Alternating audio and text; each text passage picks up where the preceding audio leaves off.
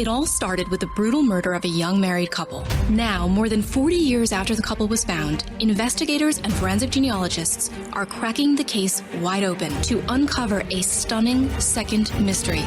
Where's the baby? I said, well, wait, he had a baby? What happened to their baby daughter, Holly? Where's Holly Marie? Where's Holly? What about Holly? Get early exclusive access and ad-free on Fox News Podcasts Plus. Visit foxnewspodcasts.com to get started today. From the Fox News radio studios in Midtown Manhattan, it's the fastest growing radio talk show. Brian Kilmeade.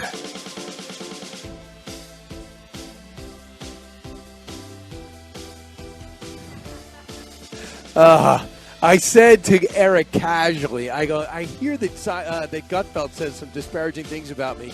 We should use that. I never thought he'd actually follow through with it, but he does. That is Greg Gutfeld, part of the cast of characters that have come to beautiful Hollywood, Florida, to be part of the Patriot Awards, the 4th annual. And this place is just absolutely stunning. It's fantastic. I always like the Hard Rocks, but this place is a city unto itself. And Mike Rowe is with me right now, and he's putting up his sleeves in his corduroy shirt. Is that corduroy? No, it's a chambray. Chambray? A nice, sensible chambray flannel. What makes it sensible? Well, I like to I pound it on a rock when I get it to tenderize it, and then I wear it, and it feels like a second skin. I look at that as nonsensical. To pound a beautiful shambolic shirt. Shambolic. That's not even a word, brother. I've got to look that up. Hey, before we talk to Mike Rowe, well, we already talked to Mike Rowe. Before we talk to Mike Rowe further, let's get to the big three. Now, with the stories you need to know, it's Brian's Big Three. Number 3. The only way we're going to have a great future in America is if we welcome and embrace immigrants. Our ultimate goal is to help the dreamers, but get a path to citizenship for all 11 million or however many undocumented there are here.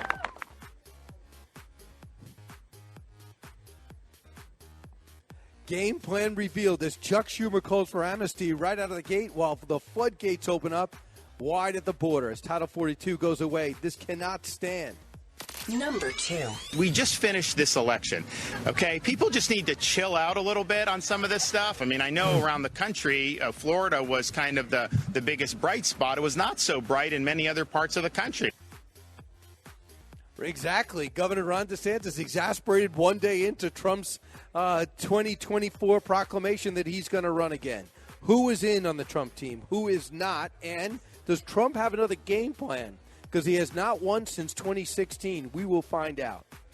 Number 1. They've given us a 50-50 government again.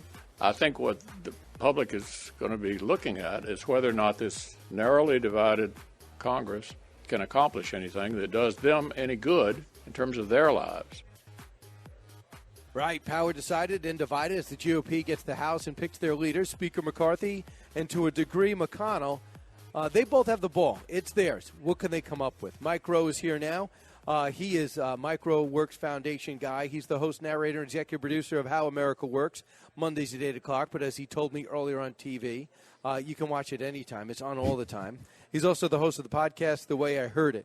And so many times, Mike, I've had you on, and very rarely do I get your introduction right. I think this is one of those times. Well, I mean, if that's what you're going with, then yeah, I'll take it. Thank you. You don't like that? Well, it was definitely top 10. It was top 10 intros. Right. But you do a lot of thousands. stuff. I do a lot. I mean, how you even found time to do Fox and Friends today? Well, I mean, I'm here. Like you say, we're here in this self-contained little hard rock city. Right. And, you know, there's no escaping. I was walking back to my room, and I look around, and there's these red ropes, and there's Dan Bongino over there, and here you're sitting alone. And I thought, that's the saddest thing I've ever seen. The guy can't get a guest. So I've wandered over, and you gave me a headset, and boom, instant content. I don't really think that comes out too positive from me the way you described it. No, that wasn't my goal. That wasn't your goal? Okay. Yeah, I'm just trying to be as honest as I can, as transparent as I can with your listener. Why now are you trying to be transparent? I don't understand what happened to you. I saw you last. Look, I'm wearing the same outfit I was last night. Last night. You had a big night. I still smell like a cigar. Well, you went to the cigar bar Of course with? I did. And who was there with you? Well, Jesse Waters was there, and I think I saw you briefly. I don't go to cigar bars. I don't. You were running by it, but all the cats, the whole gang, the cast of characters. Do you fit in? No, not entirely, but But look, I can fit in You can. anywhere You can. in short bursts. I've got enough social lubricant to get by in almost any situation. Right. So you have a sensible shirt and you come to every day you woke up wearing a sensible outfit with social lubricant ready to go. Look, life is simpler with a uniform and a little bit of lubrication. Remember Clip Clavin, John Ratzenberger? Sure. Yeah. He said one of the best things about being on Cheers is he knew his costume every single day. He was a postman. It is, look, man, my life in this crazy industry didn't really get enjoyable until Dirty Jobs began because no makeup, no wardrobe, and a ball cap every day. So you just suddenly, none of that stuff mattered at all. And, unfortunately, I've dragged that into the next phase of my career. Which is still there. But you are very much yourself. For better or worse, yeah, no makeup. My kids grew up knowing their dad wore makeup. And I'm not sure how this is going to affect them in the long term. So full disclosure, I don't wear makeup, but I do wear body paint every day. You do? Body top paint. to bottom, yeah. Is that called tanning? I just like to even things out, Let me ask you, are you a big investor?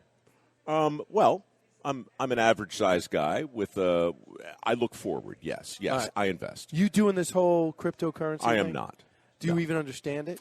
I understand it enough to feel good about not doing it. Right. And if you believe what has just happened, this is a mini 2008. It is Enron. Yeah. Except under Enron was an industry that was real. It was the energy industry. Yeah. Now, a whole lot of shady stuff happened on top of it, but at least we understood the underlying asset. People don't really even understand what has been swindled. We don't really even understand the underlying thing.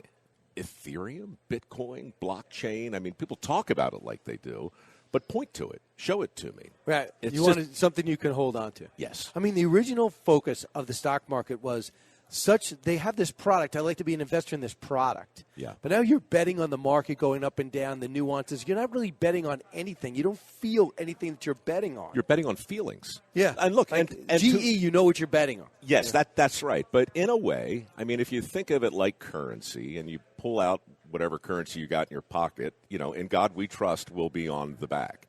You got to trust in something, right? And so I think people sort of understand that, okay, I'm going to put my faith in this shared belief that we can trade in a world where the coin of the realm is something new and different. Most people can understand that, but if you take all that sentence apart, you still can't point to a widget. It's belief, right? It's hope, it's think, it's thought. It's just ephemeral. Right. And by the way, on a side note, Pete Hegseth, Princeton grad, I think Harvard Masters, he's all over with Bitcoin, and they froze all of his accounts, even though it has nothing to do with FTX. Yeah. He says he can't get anything out. So here's Charles Gasparino, who broke this story or was leading a lot of this investigation. This is what he said last night, Cut 34. I've been doing a lot of reporting on this. I actually know who this guy is for a change. He was always in the background. He was never quite came on my radar screen until he started buying companies, distressed crypto companies, over the last 3 or 4 months, and then tried to start this exchange that, like a SEC approved exchange where he had a meeting with Gary Gensler. Then he started coming up, and I started asking myself, and this is a question that I think everybody has to ask themselves, why didn't he raise any eyebrows at the SEC when he was buying all this stuff when everybody was losing money in crypto? What was the secret sauce that allowed him to make so much money when the whole crypto universe is getting toasted or, wiped out? So, Mike, you must relate to this because you advertise a lot of products. It was in Oklahoma City. Was it Oklahoma City or Tulsa? Your face was on something. Oh yeah, it was both. I'm in a campaign in Oklahoma in a pretty big way around the fossil fuel industry. So I pop up in movie theaters all the time now. And so, yeah, look, your association with a brand as a spokesperson or an advocate, that's a very fragile thing, and I don't know what's going to happen to the celebs that are because this class action suit against Tom Brady, Giselle, Shaquille O'Neal. Yeah. You know what's crazy? The guy from Shark Tank. Kevin. Yeah. Yeah. So you would think the guy from Shark Tank would understand, I guess when he's in, that would give a lot of people a sense, Kevin O'Leary, that you're okay. Celebrity in real life and a multimillionaire for real. So a lot of these guys are going to get sued. Do you ever think about that? Oh my goodness, if I'm in something and then people get involved? I mean, it's easy to sue. Anybody can sue anybody for anything at any time. I've always known that. But I'm pretty picky, actually, in that part of my career. Like, I worked for Ford for 9 years, and I can tell you what a Ford is. I can point to it. I can drive it, right? I mean, it's a tangible thing. It sits there on the lot. Maybe you want it, maybe you don't, but it's a real thing. And so, I think we all just got out over our skis again. We watched a thing rocket into the air, and we just thought, look, I want to be on that ship. I want to take that ride. But it's not really a ship. It's just an idea. It's just a thought. Right. I'm just going to say right now, when we're going to come back and talk about jobs, are you noticing that Amazon is starting to lay people off? Yeah. Facebook laying off thousands of people. Yep. And those big companies, when they start laying off, it gives cover to the other guys beneath. I think things now the election's over. Yeah. Everyone's ripping off the Band-Aid and letting the exposure. Are you getting the sense that something's going on here? Oh, yeah. Yeah. And I think there's a silver lining in it. And when we come back, Brian Kilmeade, I'm going to walk you through it. Back in a moment. Expanding your knowledge base. It's the Brian Kilmeade Show. Precise, personal, powerful. It's America's weather team in the palm of your hands. Get Fox weather updates throughout your busy day, every day. Subscribe and listen now at foxnewspodcasts.com or wherever you get your podcasts. From the Fox News Podcasts Network. I'm Ben Domenech, Fox News contributor and editor of the Transom.com daily newsletter, and I'm inviting you to join a conversation every week. It's the Ben Domenech Podcast. Subscribe and listen now by going to foxnewspodcasts.com.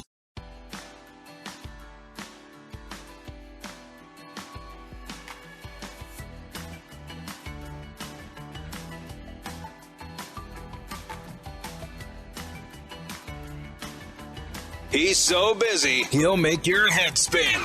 It's Brian Kilmeade.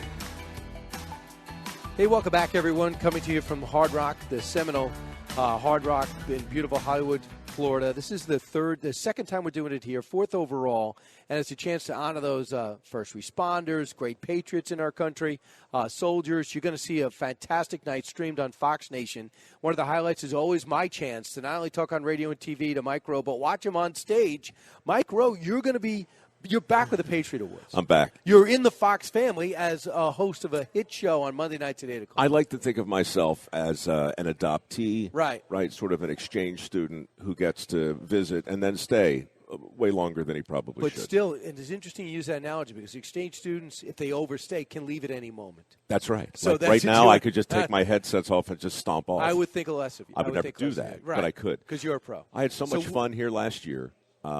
Look, it's great to be with you guys. It's just a straight-up laugh riot. But when you walk around and meet the people who have come here from all over the country, these people are buying tickets. They're coming here to be with you all, to watch something on stage that's pretty special. I mean, it's just a straight-up, unapologetic love letter to first responders, our servicemen, our servicewomen, and so forth. And look, I'm here because this year's Patriot Award, the physical award, is being made in Wisconsin by a father-son team. All right, the Hendersons, Shane, I think, and Justice, and it's a super cool American flag. And I just love the idea that it's welding torches and it's hammering, and like you can see these guys physically making. This isn't an Emmy. This isn't an Oscar. This isn't a bowling trophy. It's steel this is and a wood. steel, and I mean, it's just so tactile, and it's so cool to watch these guys make these awards, and then, to present them to these honorees. It's it's patriotic and it's personal, and it means something. Right. I mean, they make these things like American flag, and they open up in the middle. Yeah. The doors open up in the middle, and they're originally gun cases. I think you can use them as a gun case, and you have the fingerprint to open them up, not necessarily with the trophy, but now they also use it for liquor. A lot of people keep their liquor. in the foam on the inside. I've seen that. And with Interesting. the fingerprint, Yeah, no, you can open it up. That's not for me. I find that's a two-step process to get to the bourbon. As you may know now, I'm in the Tennessee whiskey business. That's true, right? You're not kidding. No, I'm not kidding. We're a year in. We've raised a bunch of money for my foundation, and it's noble Tennessee whiskey, and it's delicious. But the idea that you'd put it like in a cabinet with a lock, I mean, that when I come home and I just want a little snort, I don't need that 2 or 3 step process. It's not for me. But all you have to do is touch it with your thumb. It's too much. Too It's much too of much. an effort. Like if I'm going to lift my thumb up to do something, I prefer to have a glass in my hand. Or ready to go. if you're going to put that type of effort, you'd rather take the cap off. So you don't want to do 2 things. You don't want to touch your thumb to the cabinet and take a cap off. Correct. Because you've had a hard day. Ideally, I would have the special person in my life standing by with a mouthful of this elixir, just to, like a mama bird, spit it into mine. Right. That's how you go through life. By the way, that's true? That's how birds eat? Do you know anything at all about the I wild don't get kingdom? into nature. I don't know if any of that stuff true. I don't know what to believe. Of course. The mama bird will come to the nest, chew up the grub worms, and spit them into the mouth of her little babies. Pre-chewed grub worms You bet. for birds. You bet. I'm surprised people aren't protesting that. I am too, because we're right to the point in our society where that's the next demand. Right. Right. Well, no one thinks of the worm. That's right. Right. That's right. There'll be signs, worm lives matter or something, and there's going to be a big protest and so forth. WLM. WM. Worm lives matter. So don't forget the grubs. Absolutely. Let's burn down a city for worms. That's been done already for another reason. Only this time we're going to make the money accountable. Yes. All the money we get. Yes. We're going to make it transparent. Well, we'll just base it all on Bitcoin. Right. So Put it right whatever in. happens, right. Now's the win-win. perfect time to get in. Yes. Because you'll never get out. It's the perfect. I love this guy last night, evidently, was working the phones, trying to raise money to get himself out of trouble. Oh, the guy with the hyphenated name. Who has bank in his name, right? Which is hysterical. Right, and he's got a mom at Stanford, to their professors, who also is helping Elizabeth Warren with her tax plan. Optics matter, and every time we cut to that shot, he's sitting there with some former presidents, I think, wearing those terrible cargo shorts and that really suspicious. I mean, it's like, are you proud of that? I mean, come on. Look, man, let your freak flag fly. Right. I get all that, but the company you keep. Right? Right. It's not going to – that look is not going to hold up well for a lot of people. John Fetterman saw that and said, hey, guys, please put a hoodie on. I mean, put something else on. You're embarrassing me. So do you hear Chuck Schumer? Oh, yeah. You want to know he's in the majority, mm-hmm. maybe 50-50 if Herschel wins, 51-49 if he doesn't, and he knows exactly what he wants to do, cut 21. Immigrants make us stronger now more than ever. Now more than ever. We're short of workers. We have a population that is not reproducing it on its own with the same level that it used to. The only way we're going to have a great future in America is if we welcome and embrace immigrants, the dreamers, and all of them, because our ultimate goal is to help the dreamers, but get a path to citizenship for all 11 million or however many undocumented there are here. I mean, are you kidding me? The only way. To sneak into our country, break it's the our only laws. Way. Yeah. It's our only hope. Right. He actually used that word. Our only hope for the future is to let in as many as possible because we can't deal with ourselves. Right. Yeah, man, I'll tell you that.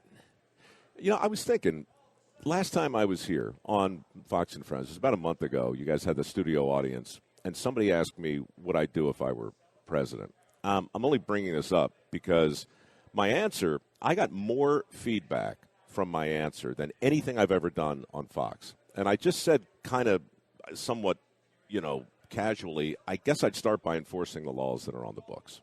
Let's just start there. No smash and grabs? That's right. And no illegal entry. Right. And let's just look at the laws we have and respect the process, that there was a process that led these laws to be laws. And now what would it look like just for a couple weeks if we enforced them? Right. And then when people get caught, they actually pay a price for that. Imagine that. Yeah, that's what's missing. All right. Did you hear X Cruise, or was that just instinct? Did you stop talking? Because we're about to go to a hard break. After 30 years in the business, when It's I hear just music instinct. in my ear, that's Allison saying, hey, when you get a second, shut up. Coming November 21st, Fox News Rewind Financial Crisis '08. A look back at the biggest financial crisis since the Great Depression. The market is not functioning properly. Subscribe now at foxnewspodcasts.com. From the Fox News Podcasts Network. In these ever-changing times, you can rely on Fox News for hourly updates for the very latest news and information on your time. Listen and download now at foxnewspodcasts.com or wherever you get your favorite podcasts.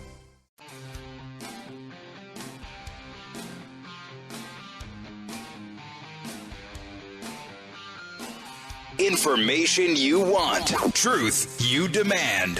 This is the Brian Kilmeade Show. Illegal immigration is wrong, plain and simple.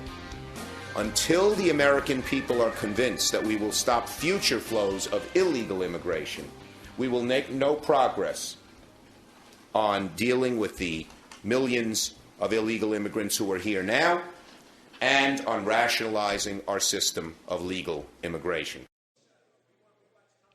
That is the year 2009.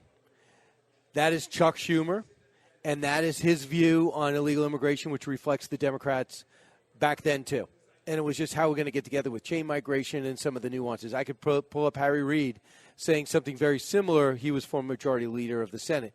What's happened to that party? What's happened to their view of the country? Everything at the border has gotten markedly worse to the point where everyone says it's on purpose. And now you have somebody who says, we're running out of people. We need to legalize all of them. Mike, you were shaking your head when I played the 2022 version of Chuck Schumer when he says we need to legalize everybody that got here illegally. And now when you hear him in 2009? There's something for everyone, right? I mean you can't miss. What do we believe him then or now? What changed? What changed in this country? I think that, the thing I hope people take from that when you listen to those cuts side by side is not the fact that the man changed his mind. People change their mind all of the time for a variety of reasons. It's the certainty. It's the certainty of in his voice. You can hear it in the original statement, and you can hear it just a decade later. Yeah. We're so long on certainty, and part of what I think has fatigued so many people is listening to politicians not just share their view, but do it with all of the certainty, all of the surety, all of the righteousness. Like they've spent their entire lives wrestling with this problem, and they've finally come to a determination, and now they're going to share it with us, by God, because this is the truth, unless it's tomorrow, in which case maybe there's something without else. Acknowledging what they said the day before. Like, that's what I just said about this whole political system. We had Senator Mark Kelly say, yeah, we got to build this border up. This is terrible. Yeah. And then we have Fetterman going, I love fracking. I've never, what do you mean? Yeah. Without saying it, I thought about it. Right. I've changed my view on fracking. I've talked to enough people. I started campaigning for the Senate, and I've changed my view. Then I can make a decision. Yeah. But when you lie to my face, were you lying then or you're lying now or you're lying both times? Right. And if you actually articulate that question, you're going to be put into some other category, some sort of denier category, some sort of, you're going to become the guy who can't accept the fact that a thoughtful person needs the ability to change their view from time to time. Again, I don't dispute that. I've changed my mind on all sorts of things. But you're right. Where's the humility? Yeah, right? I've thought about it. That's why people have think tanks. That's why people get together and they hash things out. I do think we turned the corner on that. I do believe that we're going to stop supporting the extremes. This is what I believe. The biggest problem Donald Trump has in running for president is more people are saying, yeah, I like him, but I need somebody who can win a general election. Mm-hmm. Oh, yeah, he's still my guy, but he can't win, so I got to go with somebody who's going to win. Right. Because you just can't go put your replica up there because the country needs a blend. Yeah. They will not elect people that can only get 40% of the vote. So I just think people got street smart this last election. I think they did too, but I also think we're ahead of ourselves again. Like, there's going to be another election in 2 years, and we're talking about it now. People are voting. He made us talk about it 2 days ago. I mean, you know what? Look, it's all fine. We can talk about whatever we want. It's the beauty of the First Amendment. Right. But, it's my problem with early voting. People get out there a month, 2 months ahead of time, and they vote. And what that means to me is that there is nothing that could happen in that 2-month period that would change my mind as a voter. Yeah. Like, how many people who voted for Fetterman would have voted differently had they seen that debate? I used to think probably a bunch, right? Because you see something like that, you go, okay. But hello you know and what? good night, everybody. That's how we started. Right. I don't know that it would have changed anyone's vote, Brian, honestly. I don't know. Because if you're willing to vote 2 months in advance, that's what you're saying. That nothing matters between now and Election Day.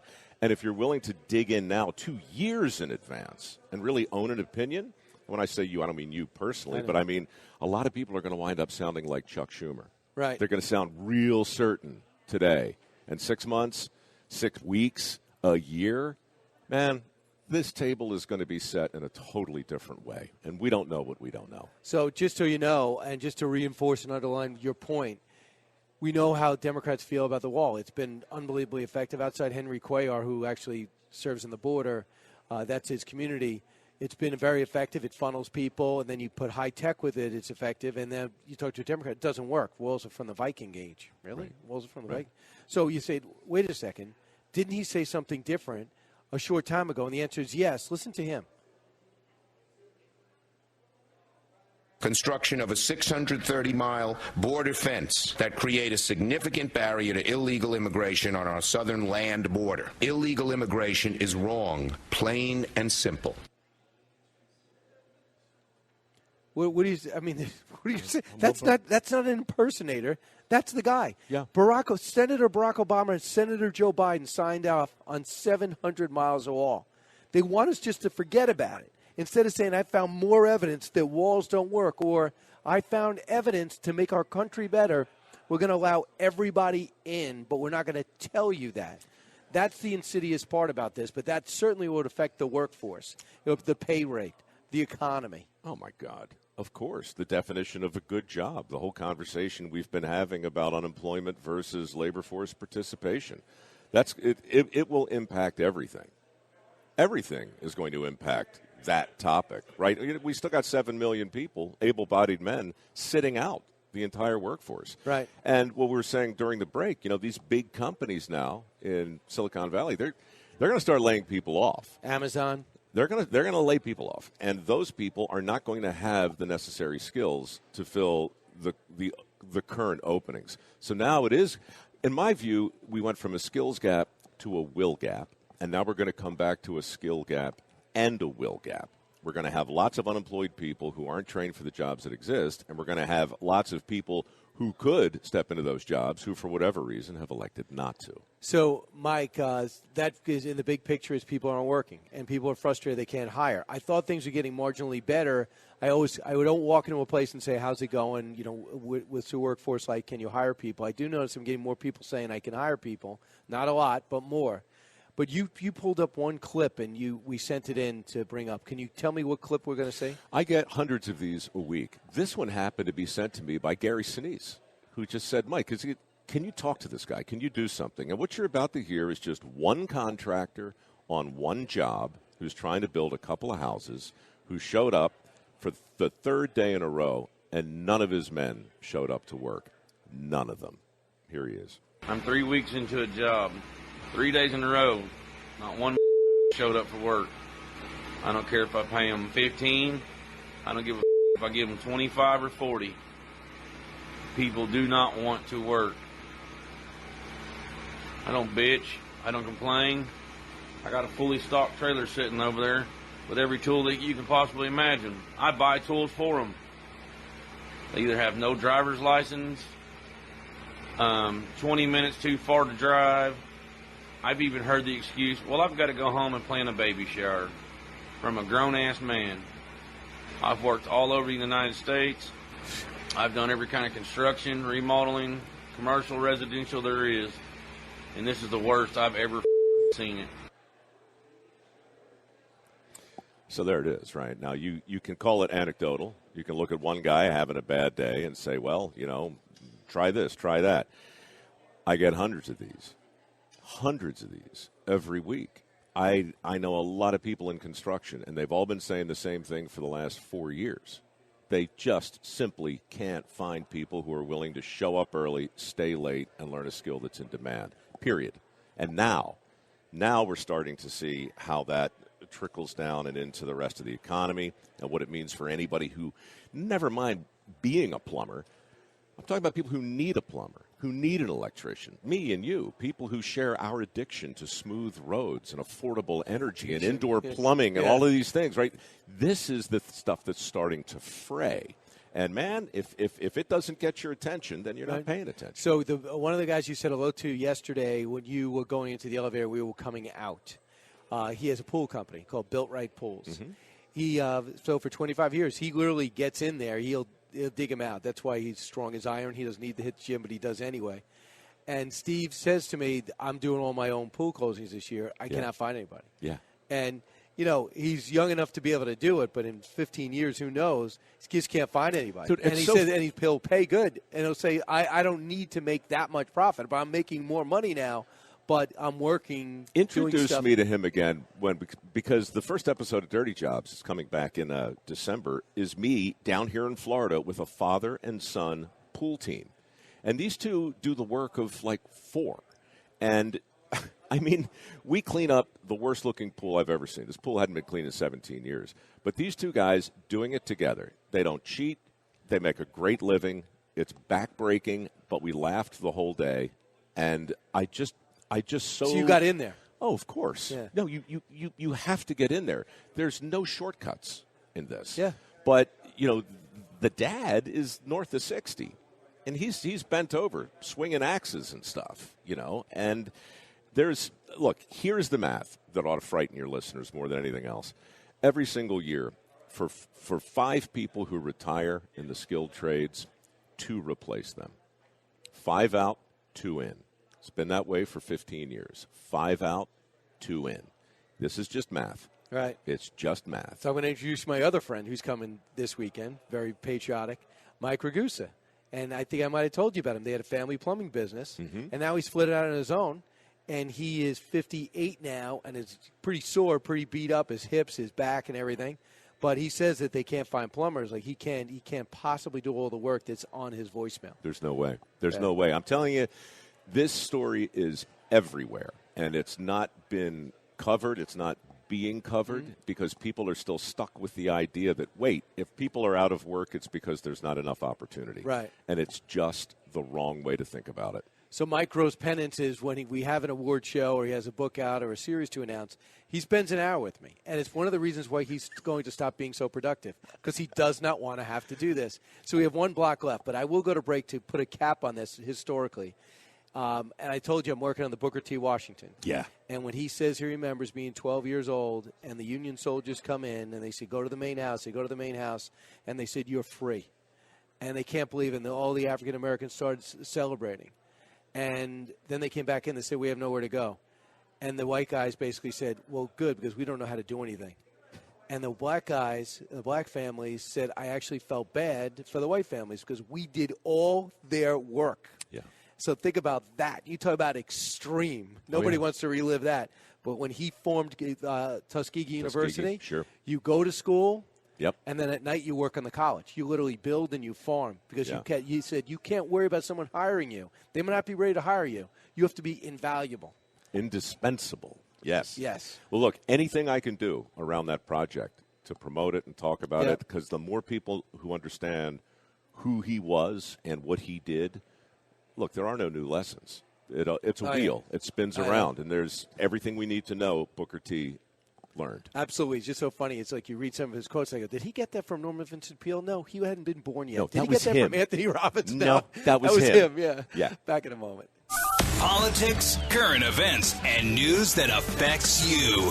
Brian's got a lot more to say. Stay with Brian Kilmeade.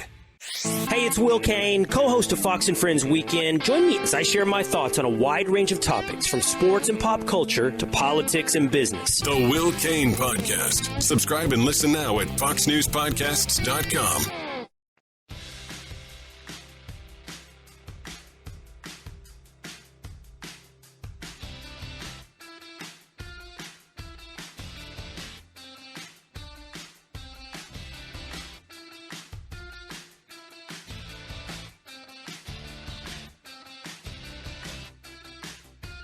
From his mouth to your ears, it's Brian Kilmeade. I come back to this fundamental point.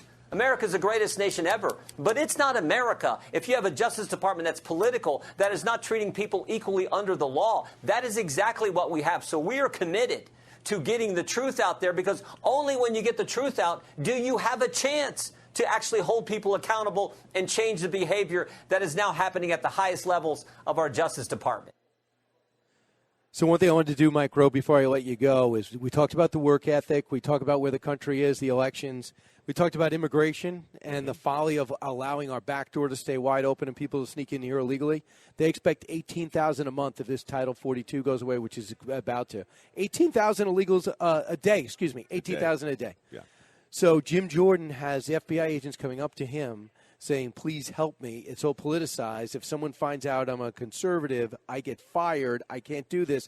I see the politicization of the FBI in real time.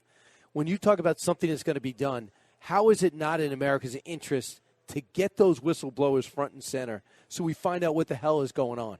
Well, of course it's in our best interest. If you're asking how do you make it not political, yeah, I think it goes back to what we were talking about before. It's the hypocrisy of 2009 versus today.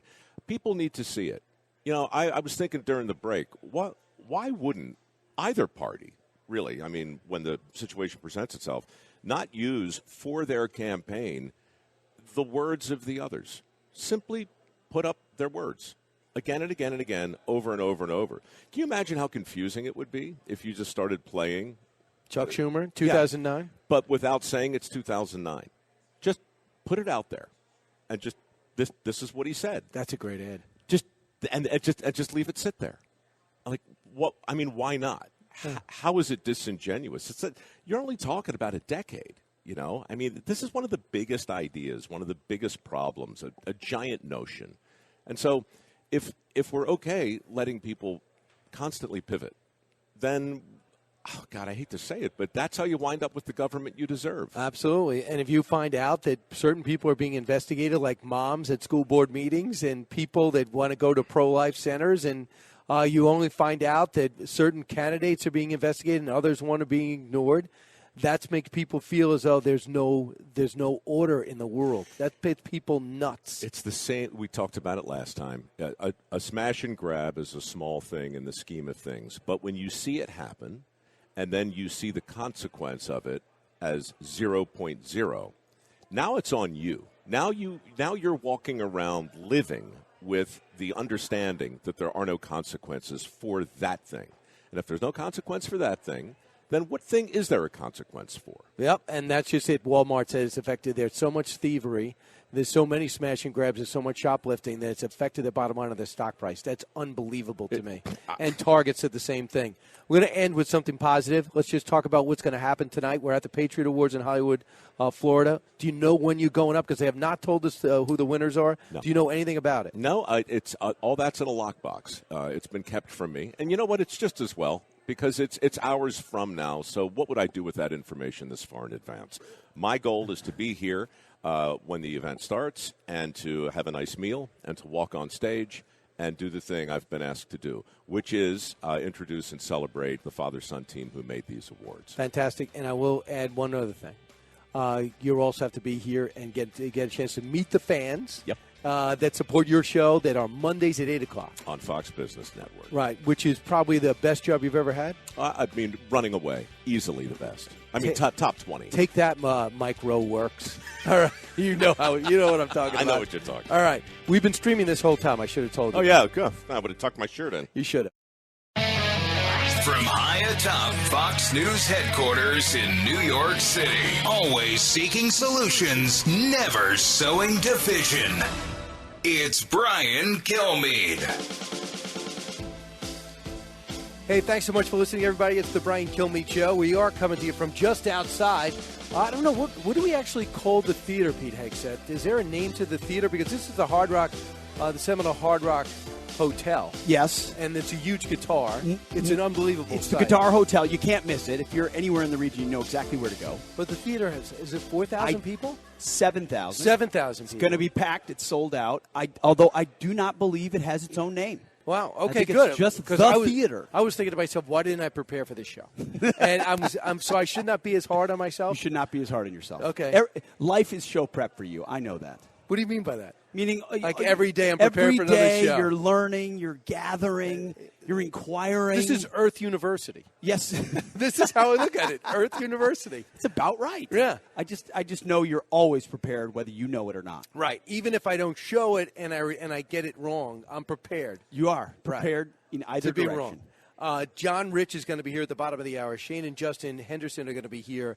They made the awards you're giving away tonight. I mean, they're amazing. We've always had great awards here, but what they crafted at Metal Art of Wisconsin are beautiful. I want one. I do not qualify. Right, but you're going to be giving it away. You're the MC. Yes, we'll be giving them away, but I would like to nominate myself for one of those awards. I don't think you can do that. I don't think I can right, either. but you do have power. You do have power with the Patriot Award. Shockingly low amount of power. Right, the best advice you gave me, and I got to get to the big three, and people are mad at me. Actually, no one's mad at me. I'm used to people being mad at me in my ear, right? They're used to getting yelled at. Yeah. Oh, yes. So the smartest thing I said to you 2 months ago, I said, is Jen, who's a producer, who you married, not to host. You didn't marry her to host the Patriot Awards, right? That is not true? That is not true. There was no Patriot Awards when we met. So that's proof that you're It's right. proof. Okay. So I just said, I got to talk to Jen about tickets. She goes, well, I don't know. They're going to be sold out. I go, what are you talking about? I'm telling you, they're going quick. And I saw there's no advertising for it. That's what happened. So I bought 10 tickets. Yep. Smartest thing ever. Because now people are scrambling for tickets. It's a great move. Right. Because there are none to be had. You can maybe go on StubHub or something? StubHub and grab a couple. And it's just to highlight the Patriots and first responders, armed men and women that do things on an extraordinary basis and never get the fame or acclaim they deserve. And you can't. There's no way you can pick. You know, it's impossible to choose who that ought be. So everyone up there represents thousands others that would do the same and have done the same. All right, so let's see. Let's find out what is the big three. Now, with the stories you need to know, it's Brian's Big Three. Sponsored by Crunch Fitness. Interested in owning your own business in a growing $30 billion industry? Check out Crunch Fitness at crunch.com. Number 3. The only way we're going to have a great future in America is if we welcome and embrace immigrants. Our ultimate goal is to help the dreamers, but get a path to citizenship for all 11 million or however many undocumented there are here. That's one of the sound bites that just had me totally exasperated. Game plan revealed. Schumer calls for amnesty right out of the gate, while the floodgates are wide open at our border and Title 42 about to go away. This can't stand. Number 2. We just finished this election, okay? People just need to chill out a little bit on some of this stuff. I mean, I know around the country, Florida was kind of the biggest bright spot. It was not so bright in many other parts of the country. Trump's in. Who joins him in 2024? Can the Donald formulate a new game plan to do what he had done in 2016, and that to win? As the media fuels talk of a GOP civil war, I say it's called competition. And since the left is barren, they choose to talk about the right. Number 1. They've given us a 50-50 government again. I think what the public is going to be looking at is whether or not this narrowly divided Congress can accomplish anything that does them any good in terms of their lives. Yeah, answer that, won't you? Power decided and divided as GOP gets the House and picks their leaders, Speaker McCarthy, and to a degree, McConnell. The ball is yours. So, Pete, as we get set for the Patriot Awards the day after, what do you think this Congress can do beginning in January, especially if Herschel wins? You know, it was interesting. Right before I came on with you, the House Republicans, James Comer and Jim Jordan, were hosting a press conference about Hunter Biden and Joe Biden and his overseas business dealings, something only Fox News Channel has covered. But they laid out point by point, evidence by evidence, the evidence they have tying it to Joe Biden. If they're persistent and able to break through a media that doesn't want to cover it, there is, of course, a massive scandal there, not to mention all the other policy-related debacles, whether it's the border, whether it's COVID origins, our energy problems. So if they can, they're going to have to craft it in a way that is both forward-looking, talking about where they want to take the country, but also willing to channel the frustration that Americans feel about this administration, it could be a tough 2 years for Joe Biden. He's already benefited from a fawning Congress willing to do whatever he wants and press. If he doesn't have that, it's going to take him back a step. I think. Or three. I think you're right, and like I hear. McCarthy came out and said we're going to rescind those 87,000 new IRS agents, which you can't even wrap your head around. They actually approved that. Joe Manchin signed off on this. But can you? Can you do that? Does the Senate put it back? Does the executive order it in? And does that last another 2 years? Legislatively, can you do that? Or is it just more symbolism? Well, you're playing a game of chicken with the Senate, right? So they could get away with it, again, because the media is not going to cover it. So let's say the House Republicans repeal that, send it to the Senate. Do you really want to be a Democrat up in 2024 who was willing to vote for 87,000 more IRS agents if it's a standalone vote? Because 2024 in the Senate is going to be a bad year. 2018 was a wave year for Democrats, so a lot of vulnerable Democrats coming up in 24. Force them to get the 51-52 to pass it, and then, I don't know, but I think Biden, what does he care? What does he care? He'll sit there and veto pen this stuff all day. He knows he doesn't ultimately have a political future. I mean, they're going to have to make it look like You think he's running again? I don't think he's running again. I don't know how he could run again, but they're going to have to make it look like he is for as long as possible to stave off the lame duck status. Here's the other thing I'm signaling to the control room that's not here. Here's the you see, number 6. This is the other thing they can be doing right away. It's not a question of if it's politicized. It is. We've had agents come talk to us, several agents to our office and Senator Grassley's office, who've said that it's, quote, one agent said it is rotted to the core at the top levels, not the rank and file agents, but the top levels at the Washington field office. They're talking about the DOJ and the FBI. I want to see those whistleblowers. I wanted to. Now they were up, and the reason why we're saying this, we're over 218. Mm-hmm. So Republicans going to have a margin. The 9 seats are still out there, so let's see what they can do. They have a margin to work and start bringing these men forward. Let the whistleblowers. Hopefully, they don't have the back shadow. We can actually see who they are. How do you choose what to prioritize if you're this Congress? That's one thing. Second thing is, everybody knows the name of Alexander Vindman, right? The world's most famous whistleblower because of the phone call, because the media decided to lionize whistleblowers. You know this, I know this. They could cart out 50 whistleblowers with more damning information than Vindman ever had, and the press will probably ignore all of it. C-SPAN will cover it, we'll show it, but ultimately they won't do any other digging. I mean, it is so amazing how powerful the confluence is between the rest of the media and the Democrats to cover for them. I think we'll see that on hyperdrive. Now think about this. 3 months after the election, the New York Times writes a story that it looks like the laptop is real. Yep. Right? They did cover and blow open the whole Lewinsky story back in the 80s and the 90s, right? So there are certain moments. Hillary Clinton, they did cover her email situation. Is this the time? Is this the time without Trump involved? Do they somewhat go center-left? Oh, well, the thing is, Trump is still involved. I mean, he's a candidate. He's the only official candidate right now. The Biden White House is willing to use him as a foil. So any inch they give looks like an inch they're giving Trump.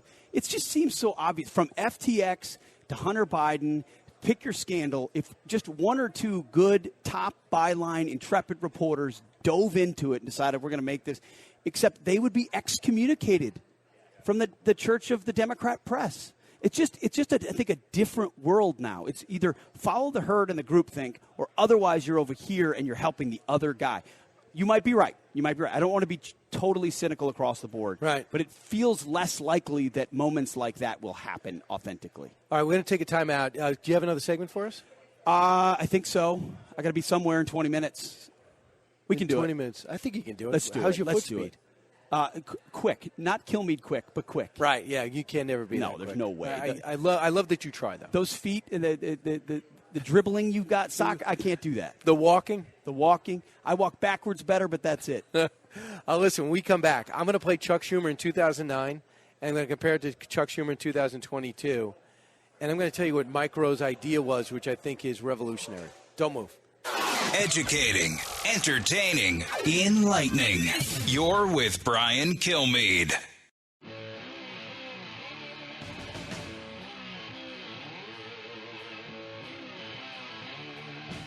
a talk show that's real. This is the Brian Kilmeade Show. Immigrants make us stronger now more than ever. Now more than ever. We're short of workers. We have a population that is not reproducing it on its own with the same level that it used to. The only way we're going to have a great future in America is if we welcome and embrace immigrants, the dreamers, and all of them, because our ultimate goal is to help the dreamers, but get a path to citizenship for all 11 million or however many undocumented there are here.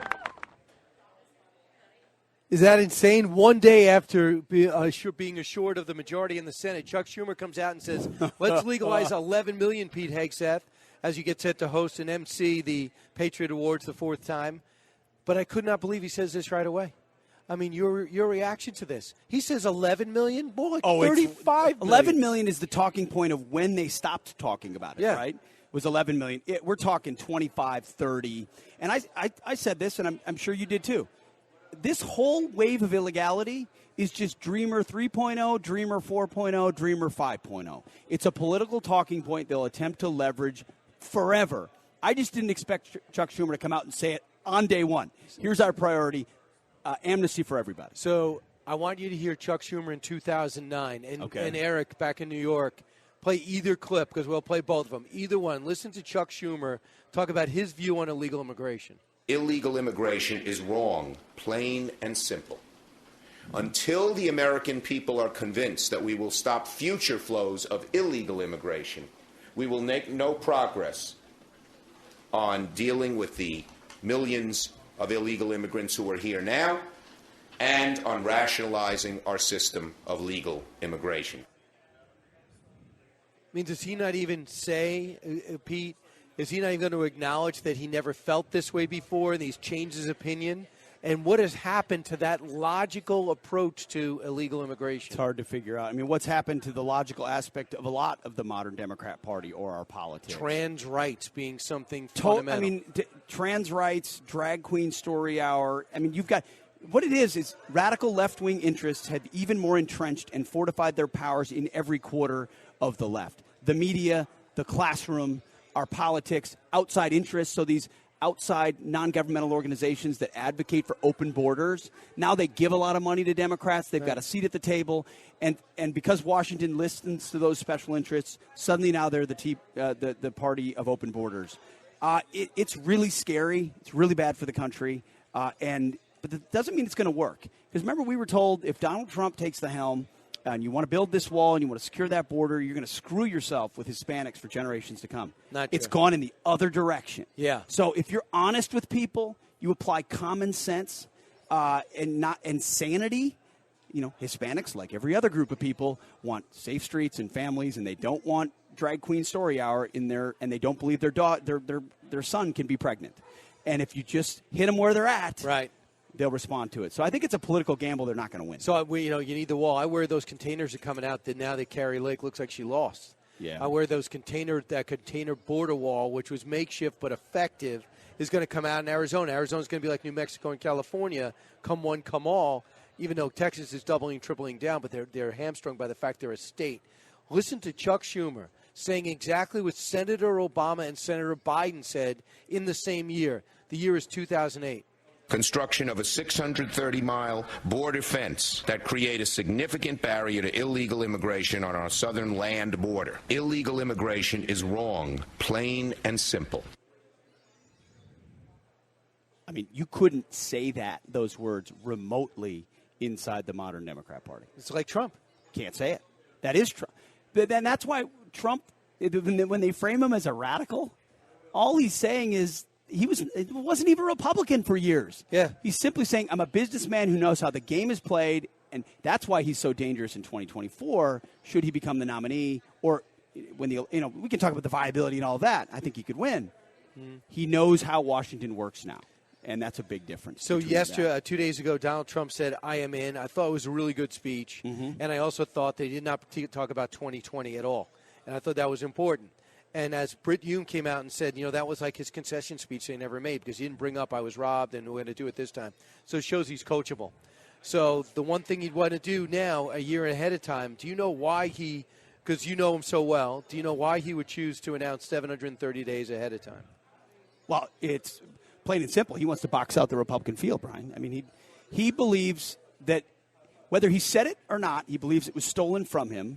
And and frankly, forget about 2020, 2016 with the whole Russia hoax. So they tried to undo and delegitimize his presidency from the beginning, effectively stealing his ability to set an agenda the way Joe Biden had an open field, right? So you're frustrated about that. COVID arrives, 2020 happens, you're frustrated about that. He feels like, as the guy who remade the Republican Party, it is his nomination if he wants it. He's frustrated, of course, by DeSantis. I mean, if you look at DeSantis wrapped his arms around Trump in 2018, you've seen the ad that he ran about how putting his baby in a Trump onesie and everything, building the wall. He became who he was by embracing Trump. From Trump's perspective, there's not been enough reciprocal gratitude and recognition of that and a willingness to bow out for Trump to be the nominee. So he's doing what he does. He wants to win, jumping in early, trying to box everybody else out. Other people are going to run. I get it, and we've been talking about a long list of them, but that's why he announced early. Get after it. Frame the terms of the debate. You have Madison Cawthorn, who's going to vote for him on the show. Mayor Marjorie Taylor Greene, who says, count me in. Wesley Hunt says, count me in. John Fredericks, a syndicated conservative talk show host. But Kristi Noem surprised me, the governor of South Dakota.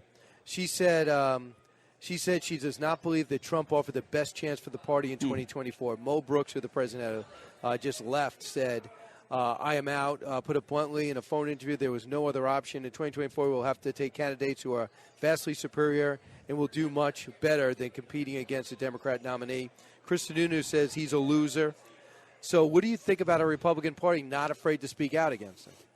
Elise Stefanik also endorsed him recently. Yeah, I mean, it was a tough 2022 midterm.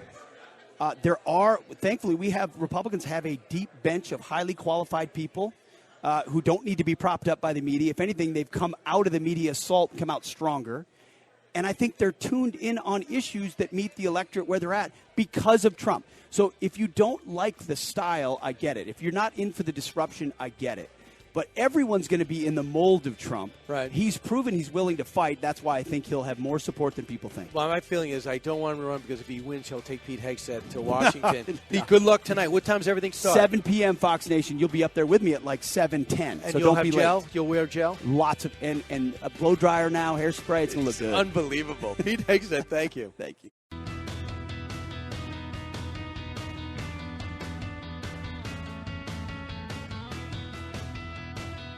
A radio show like no other. It's Brian Kilmeade. Hey, we're back. John Rich is here, the music legend. He's going to be all over the Patriot Awards, as he is every year. You cannot have the awards without it. And, of course, John's here. He's got The Pursuit with John Rich, also on Fox Business Wednesdays. And John's got liquor. He's got a bank. He's got a bar. He plays music. Are we allowed to say what you're doing? You can say what I'm doing. Okay. You're closing the show tonight. I'm closing the show tonight with God Bless America, which I think is a great way to close it. And just you and the guitar?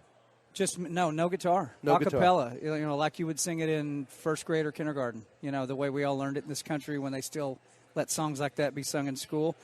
And they said, hey, we'd love for you to come and end the night. I think a lot of people are going to walk out and sing it with me, and I'll lead the whole crowd and America. And God Bless America. It's probably the most important lyric we could be singing these days. So you play in so many venues. You told me you have 40 dates already, right? This year we did close to 40 Big and Rich shows. I did about 20 other things on my own. It's been a big year, man. The crowds are out and having a good time. Yeah, we were in Hollywood, Florida. There's a 7,000-seat arena in there. Describe it for people. I mean, we were on the stage this morning on Fox and Friends. Describe it for people. It's so beautiful, I think. It's a beautiful room. Hard Rock is a great place to be. It is. They all are. Yeah, they all. Yeah, but when you walk out on stage, and not only 7,000 people, but 7,000 fired up patriots. Right. That's the best feeling you could possibly have, and they're here to celebrate people that truly make the country great and give acknowledgement to people that never get acknowledged for the great things that they do. So this is what they're going to have. They're going to have 6 awards: Most Valuable Patriot and Ultimate Patriot. Back the Blue Award recognizes, obviously, U.S. law enforcement officer for their remarkable sacrifices. Service to Veterans Award. Recipient has shown outstanding efforts to honor the military. Courage and heroism. Acknowledge the sacrifices made by Americans to defend personal freedoms. And what's going to happen, too, is you're going to get the build-up is going to be the videos to show everyone what they did and where they go. Yeah. And that's just it. The one thing I think we have to agree on, I don't care who you voted for, but can you agree that you love the country? Can't we start with that and then build our way up? I would hope, but unfortunately, a lot of people don't love the country.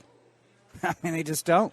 Right. Look what they do when the national anthem is played. Look what they do when they see the flag. Look what they do out in the streets. So a lot of people don't love the country, unfortunately, but I believe the vast majority of us do, whether you're left, right, or middle.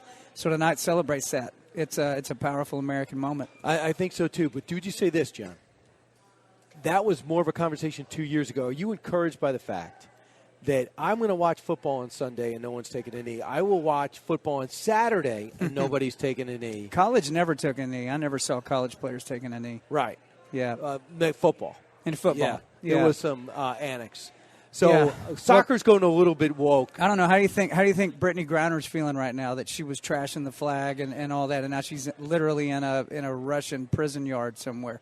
See, I hope a penal colony. A penal colony. I hope she gets out ASAP. And I've said this before: if Trump was president, she would already be out. No doubt about it. But she's not out. I hope she gets out soon, and I hope she comes back to America and tells everybody what communism is actually like, and that.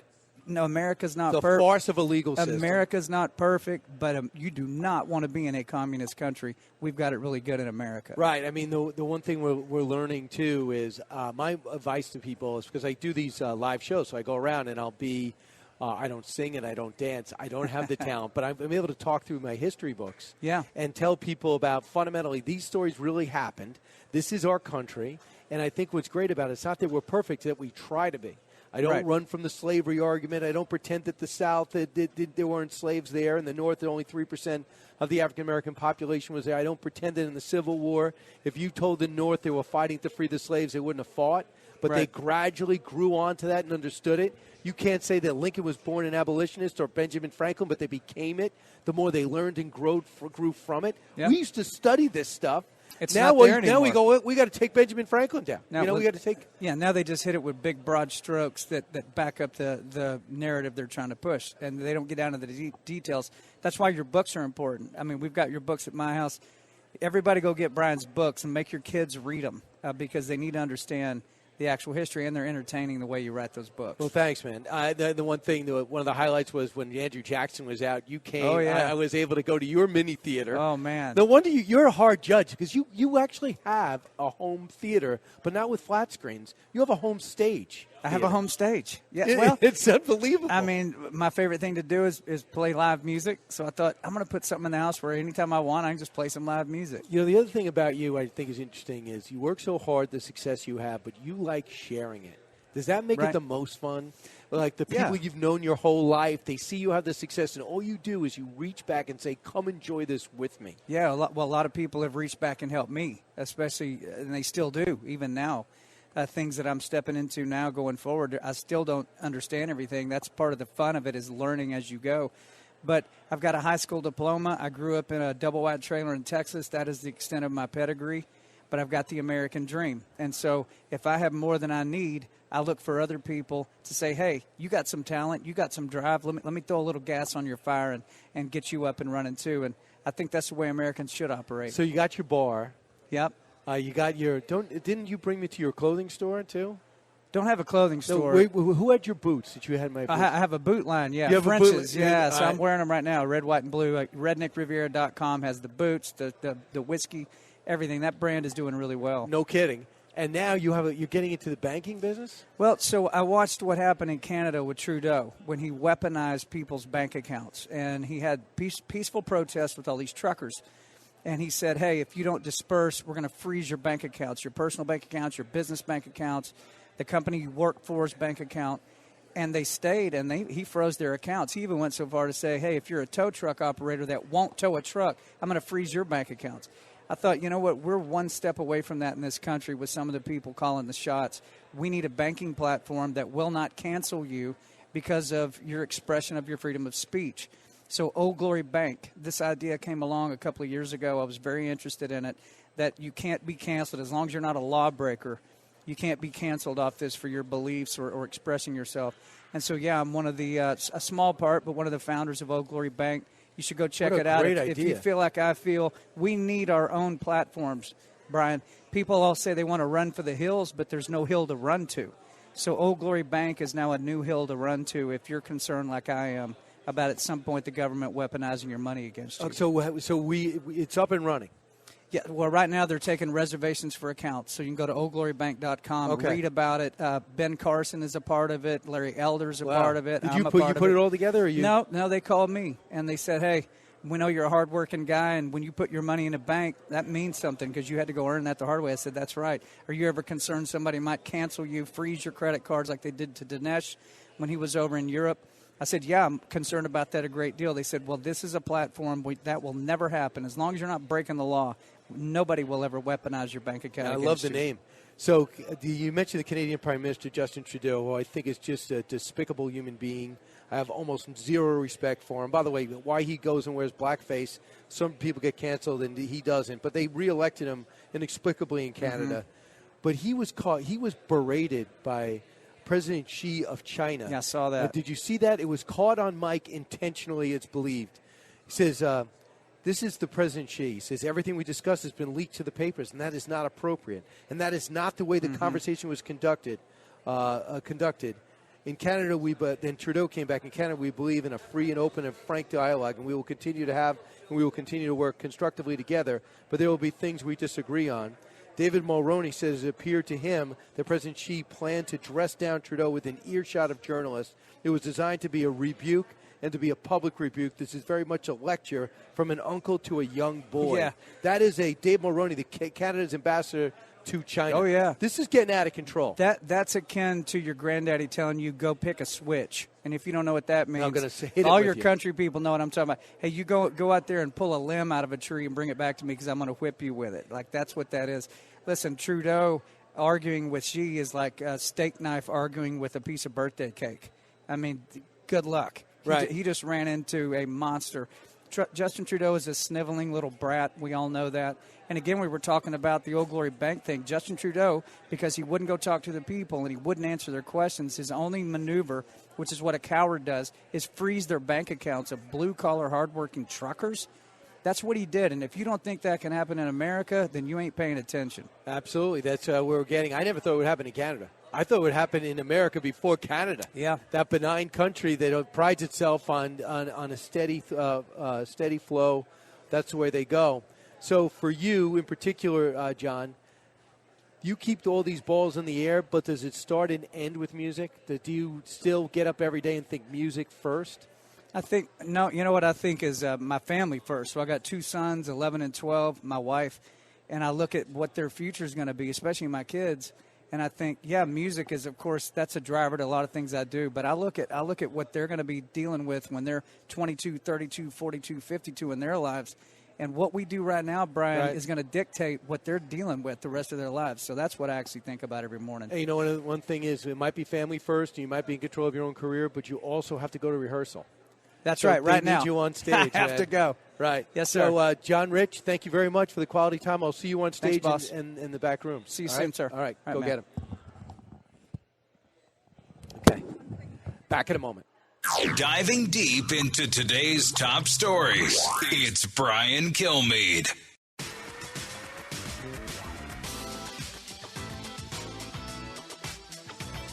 The more you listen, the more you'll know. It's Brian Kilmeade.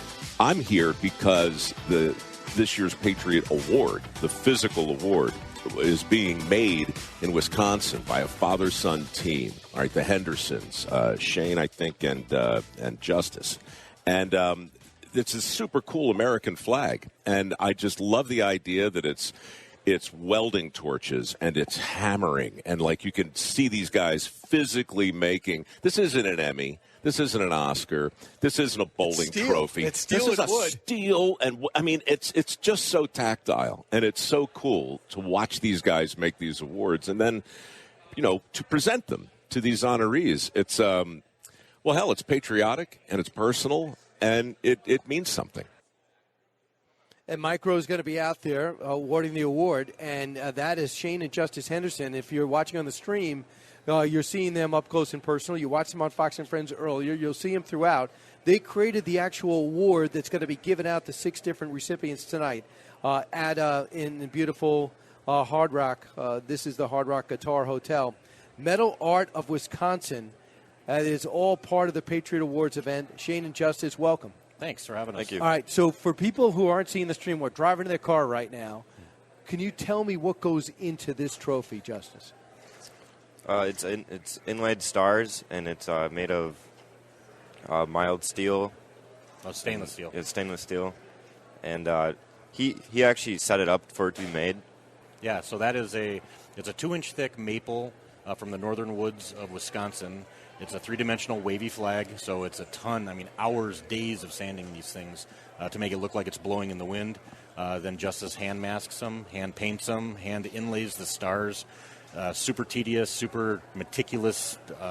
My sausage fingers are too big to do it. They take days to make. Yeah, and then the stainless steel riveted base, kind of World War II, kind of a bomber seat look and feel to it, is made by East Coast Metalworks down in Florida. Is a buddy of mine, and we collaborated. And in my opinion, this is the coolest thing that's ever come out of my company. It is awesome, and they look cool, and they're badass. Who designed it? Well, the flag is me. And the base is a collaboration between me and James. Wow. So then how many are there made right now? We've got the 6 that are being done tonight. Yep, done tonight, and then we've done a couple secret ones that can't talk about quite yet. Really? Okay. Yeah, but this is, after this design's retired. We won't make this for anybody else. This is strictly a Fox News thing. But we have similar designs on the website on freedomcabinet.com. With stands and desktop and corporate gifts. You sent me a couple of years ago one of those flags that go on the wall. That's a cabinet. Yep. And I hung it right away in my gym. And every time I do a live shot, I see in the background. Yep. Not many people understand it opens up. You keep stuff in it. That's the Freedom Cabinet. It's a concealment and the one you flag. gave Ainsley is for liquor. Yeah, right? Yep. With his own foam in it. Yep. A lot of guys will put their constitutionally protected items inside of it, and like your guns. Yep. And the ladies like the wine and spirits. So we have the Freedom Cabinet, and then we have the Speakeasy Vault. And the Speakeasy Vault is the bar that folds out and has the cup holders and all that stuff. What is it like to work with your dad on this? It's a dream come true. It's every father's dream.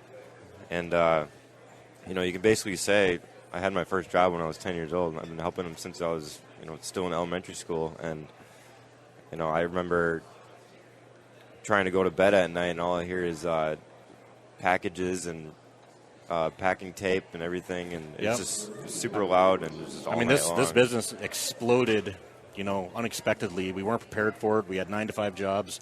We made a flag. We put it on Instagram. It went absolutely viral. And what was your flag? What did it look like? It was a tattered flag. Made it 10 years. Made of wood? No, steel. This was a steel tattered flag. We painted it. We put it up. And long story short, we basically woke up and had 1,000 orders. And we did no employees, no shop. We had no time. And we had to make a choice. This is why we make a cool product, but America has fallen in love with our story more than anything else, because we had to make a choice to chase the American dream and go all in and do this, or keep the 9-to-5 jobs. And we went all in and risked absolutely everything, and it paid off. Now when we're cooking, we have 2 manufacturing facilities. We have 30 employees. We have 2 shifts. At Christmas time, we have thousands of back orders. The Freedom Cabinet went absolutely viral in 2017, and we couldn't make them fast enough. We've sold tens of thousands of them. Shane and Justice Henderson, our guests, they created the awards of this year's Fox Nation Patriotic Awards event. If we want to find out where your catalog is, go to Metal Art of Wisconsin? Yeah, metalartofwisconsin.com, but we have an easier website that points to it is freedomcabinet.com. Freedom Cabinet. Yep, freedomcabinet.com, and we have some really cool Black Friday stuff going on right now. You can get the awards and anything patriotic, anything metal art. We got a lot of stuff. Yeah, no kidding. So describe it for somebody that's never done something like this before. This needs to be done individually. This cannot be mass-produced. But other stuff that you do? You can put this into a machine, or you have to have woodworkers with you? Oh, yeah. We have a full staff of woodworkers. We have CNC machinery, CNC press brakes, lasers. We have a huge manufacturing facility. The prototypes and the design work, those are more one-offs. Once we get a product that takes off, then we can kind of set the machines up to do them. But they're all handmade. No matter, even when it does come off the machine, there's hours of work that still needs to be done to it. manually. And Justice, where do you come in on that? I paint the stars, and I inlay each. I paint all the stripes, and I inlay each steel star. Yep. And then I send it off to get finished off. So he developed. This looks a little recessed too, right? Yep. Are they recessed? Yeah, Does this inlaid. go over it? Yep. Interesting. So Justice grew up in the shop, and he was kind of the paint guy for a while, and he developed. We can't see any of it here, but he developed this gift for this marbling patina process to make it look like an aged flag. And he just did it messing around, and we put it up on the website, and like everything, it just went freaking crazy. And we sold thousands of them, and he became a rock star at my company about 3 years ago and became kind of the face of everything. So are you full-time? You're there every day? Yep. So you know exactly where he is. You don't have to worry about it. Yeah. It's father and son. It's been in about 3-4 months. The company's going to be 10 years old. Since he was 10, he'll be 20 here this year. And every father's dream to have a blue-collar job and have a kid that's not sitting on the couch playing Xbox, and he's out side by side wearing a welding hood, grinding, sparks flying, dirt on his face. And you'll see it all tonight at the Patriot Awards in beautiful Hollywood, Florida. Shane and Justice Henderson, thanks so much. From the Fox News radio studios in Midtown Manhattan, it's the fastest growing radio talk show. Brian Kilmeade.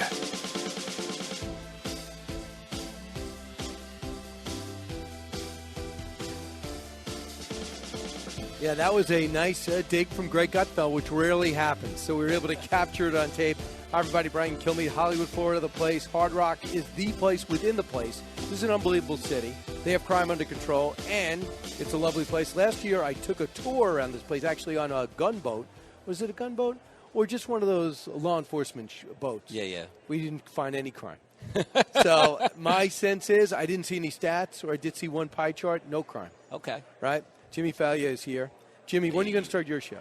Yeah, my show comes on at noon, right here on Radio Row. I'm following you. Right. At what we must acknowledge is, we're calling it the Patriot Awards, but what is this really? It's a zoo. They're letting people see the news people in their natural habitat and pet us and touch us. One woman just said she paid $5. She gets to feed me. Like, what's going on here, Kilmeade? I want to know. I have questions. You should be more pricey than that. Yeah. Now, if people don't know the setup, it's great. Radio Yes. Row. Last year we just had a table. Mm-hmm. This year we have a flat screen. And right behind, what does it say?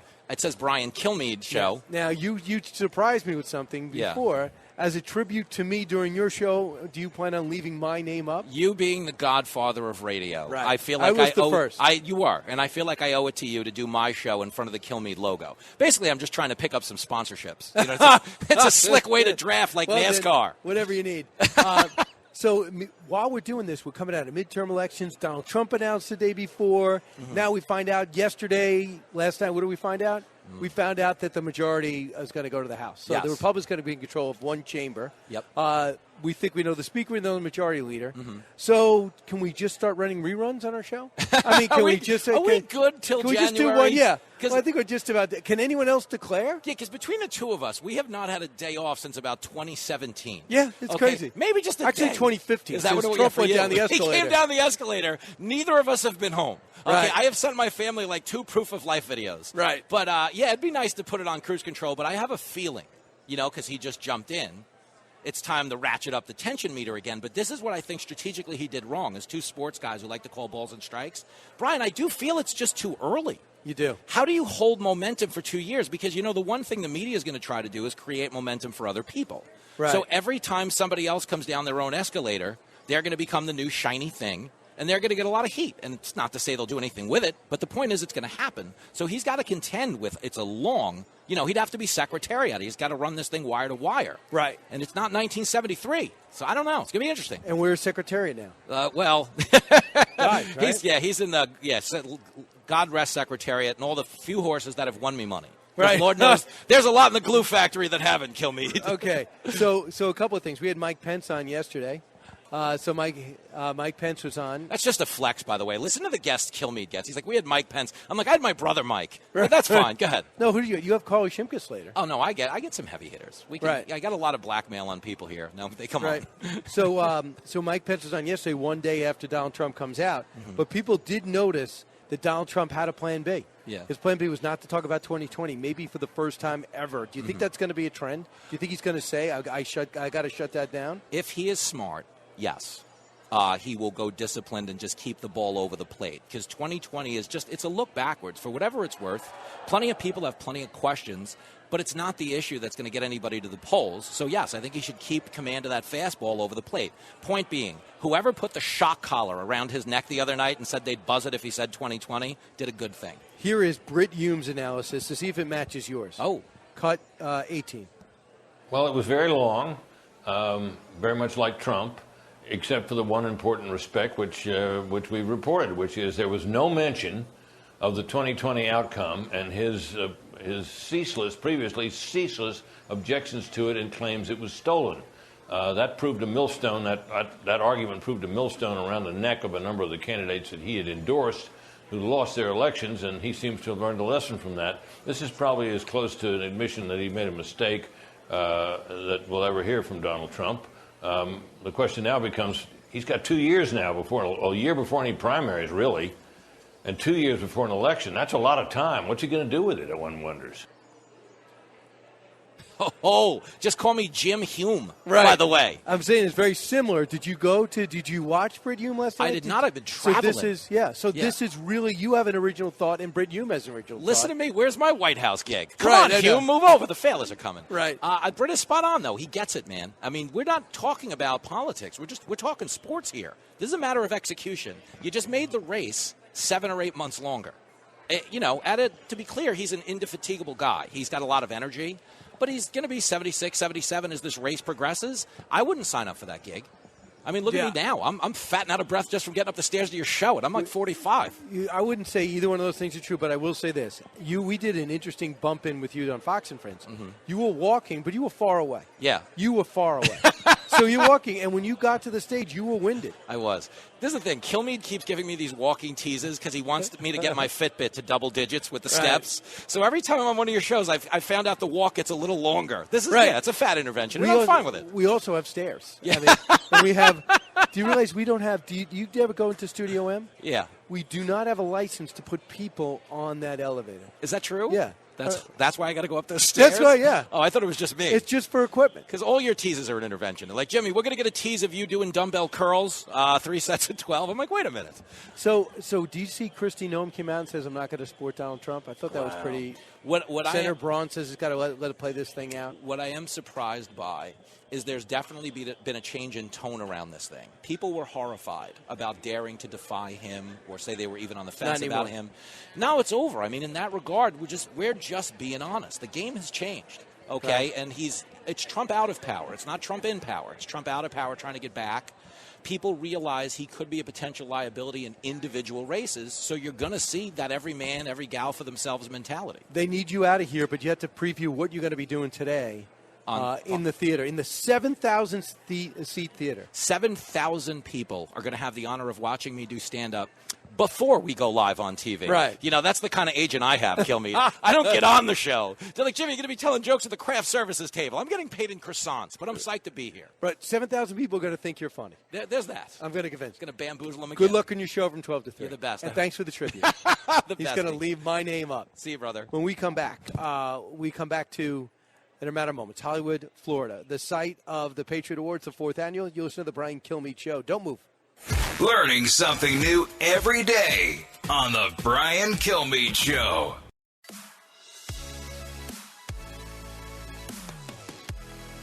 If you're interested in it, Brian's talking about it. You're with Brian Kilmeade. Hey, welcome back, everybody. We're here at the Hard Rock Seminole Hotel. It's pretty amazing. It's just picture this. It's a huge guitar, and you actually live in the guitar, and there's nothing but places to gamble, watch sports, and eat and drink. And there's a huge theater, 7,000 seats. That's where the 4th annual Patriot Awards will be taking place. Now, afterwards on Saturday, I'm going to be going to meet everybody at WRNN who's kind enough to carry this show, Hot Talk 99.5 in Myrtle Beach. I'll be there from, I'm on live 10 to 12, obviously, but Barnes & Noble, the Market Common, 3346 Reed Street, Myrtle Beach. I'll be there from 3 to 5. So right from here, I go there. I hope to see everybody as I sign the President and Freedom Fighter. somebody who's no stranger to writing, Carol Markowitz, New York Post columnist, who picked up stakes and went to Florida for the good of your family, That's Carol, right. Yeah. Could you reframe that story for us? So welcome to my free state. Nice to see you, Brian. I try to make everybody move here, so here's my pitch. Most to people you. are following you there. More people Yes. have left New York City I than any know. other. Yeah, I mean, state. and I don't blame them, and it's unfortunate because I am a lifelong New Yorker. I was a lifelong New Yorker. I grew up in Brooklyn. I thought I was raising my family there forever, and then the pandemic hit, and a lot of policies that maybe I had ignored before, I could no longer ignore.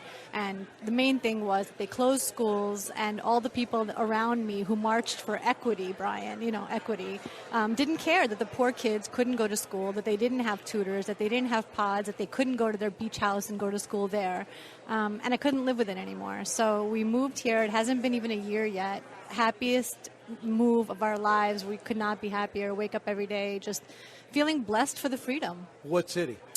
So I say South Florida for public purposes, but not far from here. So are you surprised that New York is the number one state that people are leaving, that California is number 2? I'm not surprised at all. Those two places, and a lot of people want to move on from talking about the pandemic, but I think so many things that went wrong were because of bad pandemic policies in California and in New York. And I think it starts with the way that they treated children. And so I'm not surprised at all. These places locked down really hard. They closed schools for a really long time. They masked 2-year-olds, for years. So I'm not surprised that people decided they couldn't live like that anymore. Having said that, I'm really glad that New York and California elected so many Republicans to the House that the House is going to be Republican Can now. you believe that? I mean, I can believe New that. York Yeah, has Long put- Island. Thank you, Strong Island. Right. And then it flipped a few seats upstate, and Staten Island has always been that way. Right. So there's a few things going on. I don't know if you saw a New York-centric story that Bill de Blasio is teaching at Harvard. And he went up there to lecture, and right away one of the kids put up their hands and said, the only reason I'm at Harvard is because I was able to qualify for a magnet school. Mhm. And you disbanded that. Right. You just equaled it all out. He goes, well, what about the other people that left out? No, this is a meritocracy society. If you're really smart and you work really hard, That's right. you deserve to be ahead. And whose kids went to schools that required, screens, as they call it, to get in. Obviously, Bill de Blasio's kids went to those schools that he then ended the screens for. Which is unbelievable. Yeah. So he also said, what about cops? Some of the kids put up their hand, aren't you responsible for the lack of respect for law enforcement? Don't they hate you? Mhm. They turn their back on you when you go to Right. visit them. And he's like, well, I'm used to low approval ratings or something to that nature.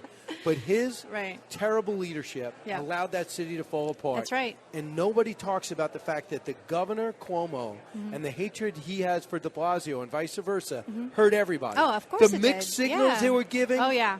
Right. So one of the things that I always highlight, because people say, whose fault was it? It was a lot of people's fault, what happened in New York. Governor Cuomo, for example, he said that he was in charge of schools, and de Blasio's not in charge of schools, and he's in charge of schools. But then when it came time to open the schools, he didn't do anything because he was no longer in charge. It's a local issue. How could I possibly do anything about it?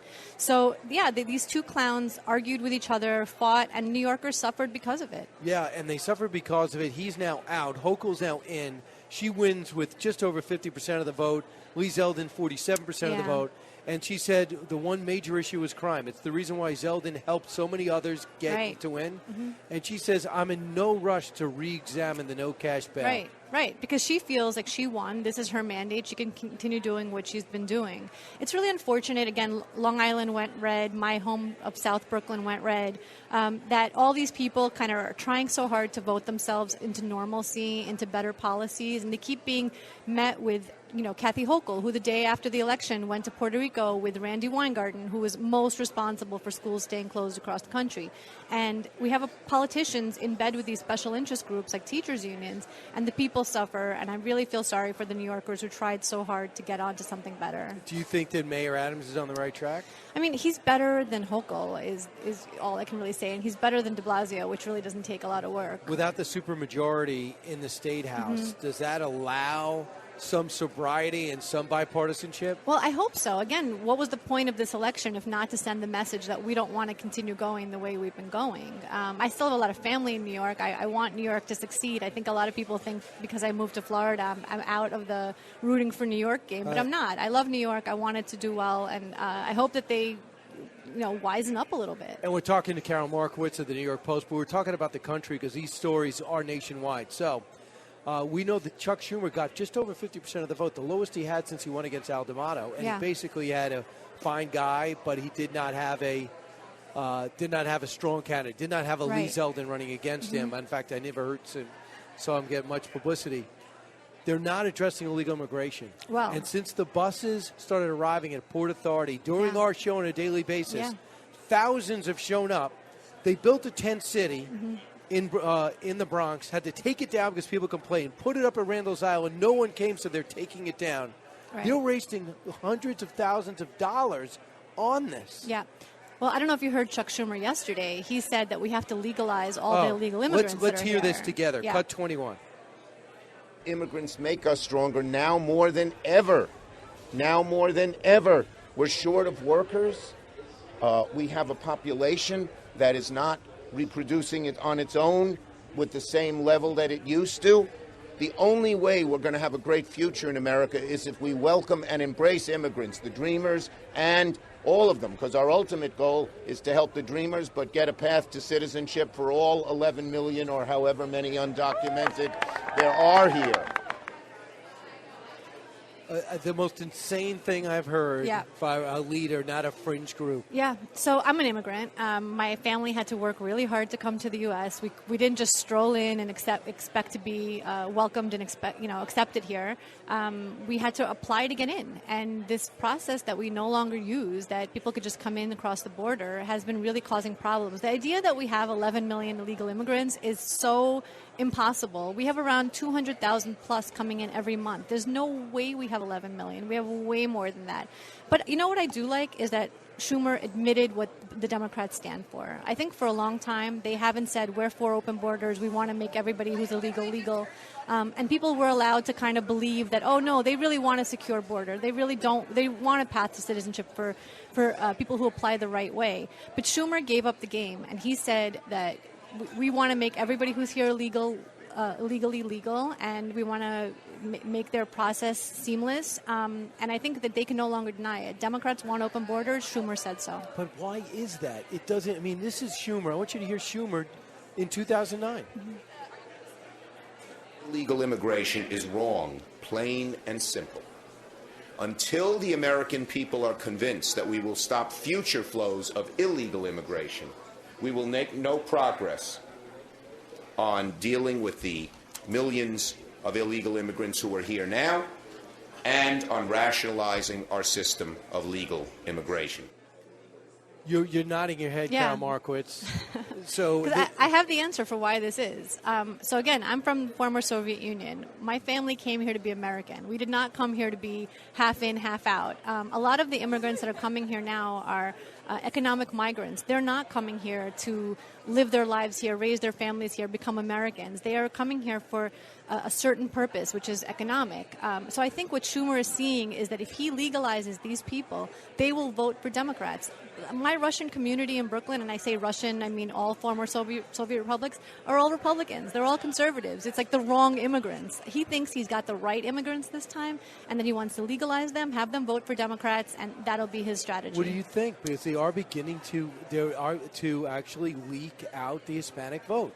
That's exactly it, because those Hispanics that came here, perhaps legally, they came here, again, for a purpose. They didn't come here to, in a few years, go back to where they're from. They came here to be Americans. And what happens is you end up falling in love with this country, this amazing place that gave us this opportunity to raise our families here in freedom, and you end up not being this leftist anymore, even if your family might have been that way to begin with. Yeah, it's so interesting. So when we come back, what Lindsey Graham said about that soon after, I just think also not only is the Hispanic community different, but where they came from, Cuba and Venezuela now, they're seeing eye to eye on certain things because they are fleeing oppression. They don't want to bring it with them. That's exactly Carol it. Markowitz is here. We're coming to you from the Hard Rock Casino, the Seminole Hotel. It is a beautiful place. Patriot Awards tonight. Hope everybody watches on Fox Nation beginning at 7, but keep it here on the Brian Kilmeade Show. Don't move.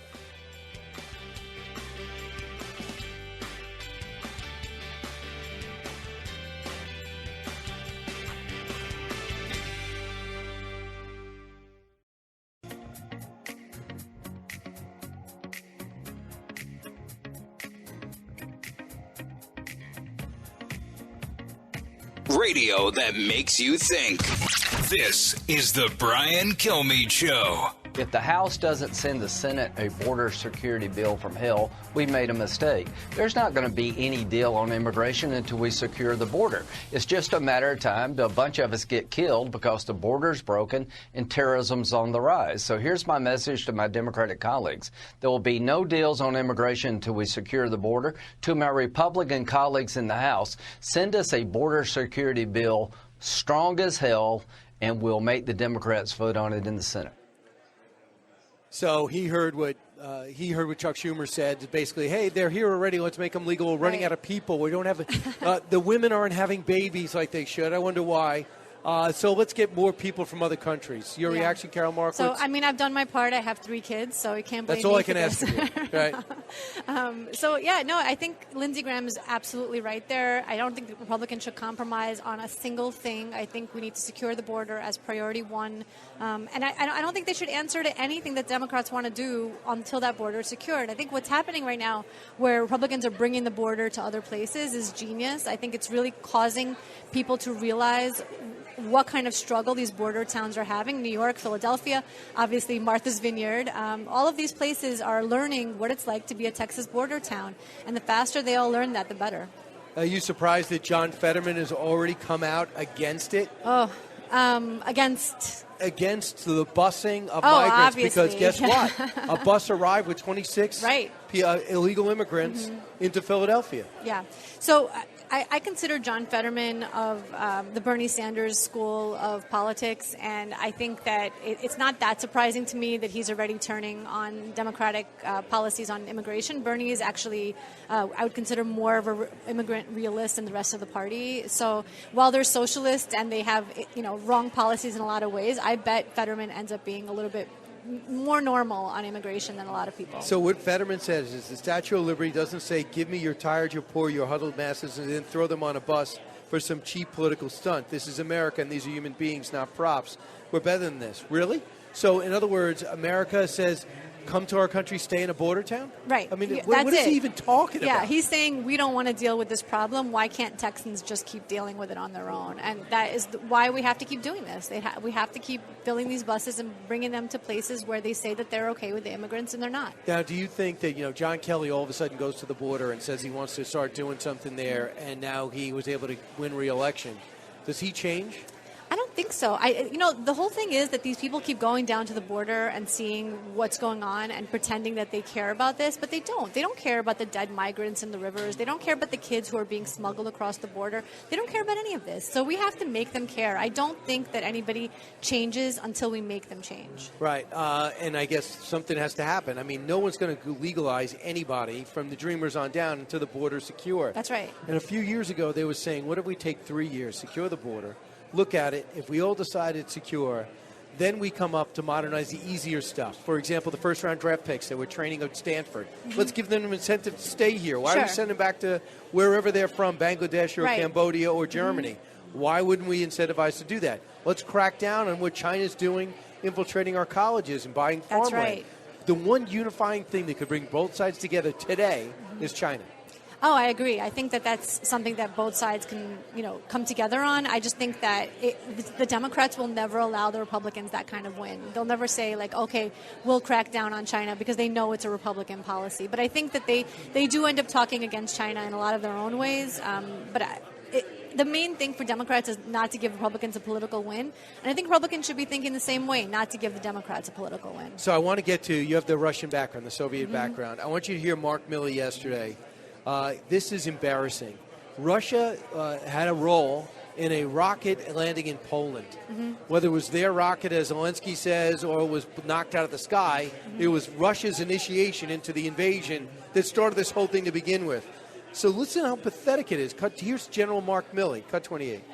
Did any other military officer reach out to their Russian counterparts to protect against escalation? And if not, why not? I do that through my staff to set the calls up. The short answer is yes. Some attempts were made, no success with the Russian counterpart. So Russia did not take the call. Right. My staff was unsuccessful in getting me linked up with General Gerasimov. That's correct. It's pathetic. It's embarrassing. to be that's the American general talking like that. It's really pathetic. That whole. What's your role about this? I mean, so I have a really tough family situation where I have family in both Russia and Ukraine. My Ukrainian family members fled, but they're all Jews, so it's sort of a separate category altogether. But yeah, it's really tough. My cousin in Russia is waiting to see if he's going to get called up. He's 35, has 3 kids. It's really a tough situation. How would you characterize their support of this invasion? It's so hard to say because I don't think anybody's getting anything resembling the correct news not here, not there, not in Ukraine, not in Russia, and I don't think in America either. I just think we don't have a full picture of what's going on. Do you think there was an unprovoked invasion? Oh yeah, I mean, of course, it was an unprovoked. I mean, So generally an unprovoked invasion. Yes, if anything, if they can't, the idea is if you're joining NATO and that's the provocation, I don't see that as enough of a reason here. Right, and by the way, no one's ever entertained, since George Bush, no one's really seriously entertained their application, much to their chagrin. Here is General Mark Milley on the possibility. See, Ukraine says we're not stopping until we got them all the way out, including Crimea. Cut 29. Militarily kicking the Russians physically out of Ukraine is a very difficult task. And it's not going to happen in the next couple of weeks unless the Russian army completely collapses, which is unlikely. So in terms of probability, the probability of a Ukrainian military victory defined as kicking the Russians out of all of Ukraine, to include what they define or what they claim as Crimea, the probability of that happening anytime soon is not high. Yeah. I wish the U.S. was in a stronger position to have conversations with Russians and Ukrainians and maybe figure out some sort of path out of this. I think a lot of people are afraid of what's going to happen. When this missile fell in Poland, just the idea of World War III just became sort of more, possible for all of us. And just the fear that Americans feel and the inability of this administration to quell any of that, to calm any of it, or to play the lead role on the world stage. They just don't have it, and it's hard to watch. Macron is reaching out to Russia and China. We're not taking the lead there, but we are providing the bulk of the armaments and the aid. Right. What you got to do is do what Trump did. Trump would call out these other countries and say, what are you doing? Number one, I do agree with him. It probably wouldn't have happened if he was there. Because if Vladimir Putin was really distrustful of what the West was doing in Ukraine, he probably could level with Trump. And Trump had obviously got a little bit of a problem because of his view of Ukraine. Even though I think he would realize the need to protect him. He was the one to give him armaments. Yeah, and I think almost any other president other than Joe Biden would have been doing a far better job here. I think that we just happen to have a very weak president at a time where the world really needs a strong U.S. president, and we just don't have that. Last topic I want to get to, and that's what happened 2 days ago right here at Mar-a-Lago. The President of the United States, former President of the United States, announced he is in. So he's got 2 years. The President said this is a little of what he said yesterday. Cut 13. I will ensure that Joe Biden does not receive 4 more years in 2020. Can't do it. Our country could not take that. And I say that not in laughter. I say that in tears. Our country could not take 4 more years. It can only take so much. So he thinks he's the best answer for that. He's trying to clear the field.